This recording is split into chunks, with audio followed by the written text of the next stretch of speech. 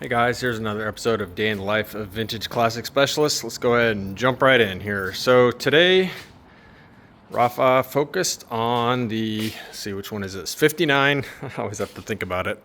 The 59 bus. As you can see, those of you that follow, the rear suspension and transmission are in now. All connected up, looking good. And the gas tank is in. Fuel sender's in. This car being a 59 would not actually have come with a fuel gauge, but a lot of times we'll go ahead and put one in there, at least the sender, the tank with the sender. That way if the owner ever decides they want one, everything's sort of there except for the actual gauge in the dash. They can add one later if they want, pretty easily at that point. So yeah, let's see what else he's got going on here. Yeah, I think he's got, I don't know if you can see it back in there, but the thing that you see right there is the fuel reserve mechanism on the bottom of the tank. So those of you that aren't super familiar with these, the earlier ones, which of course didn't have fuel gauges, when they ran out of gas, the tank actually had a reserve setting in the petcock on the bottom of it. So you'd flip that thing over with a lever or like a pull thing, kind of like pulling a choke. Or in Beetles, it's a lever that you kick over with your foot, and that would give you another, I don't know, like gallon of gas, so you could make your way to a gas station. But anyway, so yeah, huge progress on this one actually. So I'm guessing, oh, let's see here. He also put in the heater mufflers, yeah, gray thing right there. Yeah, so lots of details coming together on this on this bus.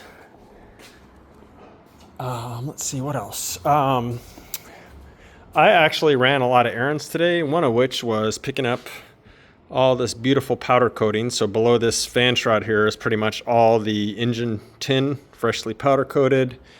There's the manifold and the fan. So yeah, we actually have the long block is all together for this bus already. And now we have all the tin, and I've been working on the carburetor and the distributor. Those will be done here as soon as we get some zinc plating back. So yeah, the motor for this one actually is going to be able to go together very soon. The front suspension, as I have mentioned, is all done, pretty much ready to bolt on. And I was going to order tires for this bus today, but got kind of busy. It's going to run the same Firestone black walls, which are appropriate for this bus, that Rafa's got on his bus. So they're real deal Firestone bias ply tires, just like that going on here. Probably order those tomorrow, maybe have them early next week. And the wheels are where they're already painted. So yeah, this thing's probably next week going to be sitting on its own feet, so to speak. So that's pretty exciting.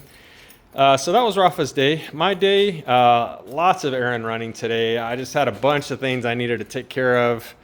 Taking paint for matching. I think I mentioned that the owner decided he wants this paint spot here fixed. So I pulled the little torsion bar cover. It was probably the best thing on this car as far as matching the paint.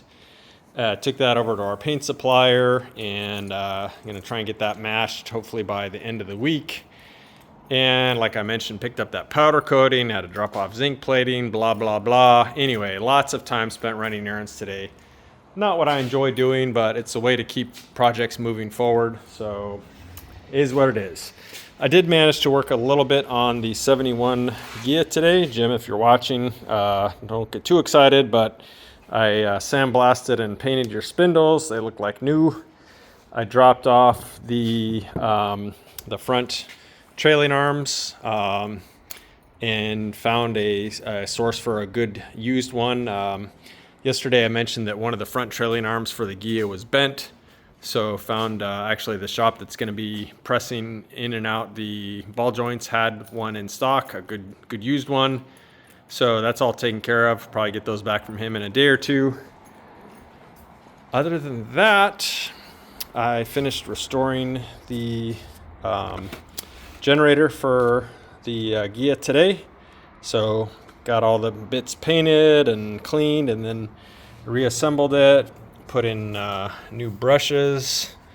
So yeah, it's a beauty, looking good. It was actually in really nice shape once we got it cleaned up and painted and everything. So this motor is going to be really nice on that Ghia. Again, we're doing all the usual stuff we like to do, zinc plating and powder coating and everything. It's going to be a beauty. So that's pretty much, oh, actually, let me back up a little bit. The only other thing I really did today of any note is I added the beautiful side molding on the 59 Lowlight Ghia today. Look at that nice sparkly jewelry running down the side here. So yeah, those moldings and the clips just came in today, so I went ahead and popped them on kind of at the end of the day. Literally just finished it a few minutes before I started filming this video. So that is all I've done today, other than the things I mentioned. So yeah, that's it, guys. Thanks for watching, and tune in again tomorrow and we'll see what we did. Thanks, bye.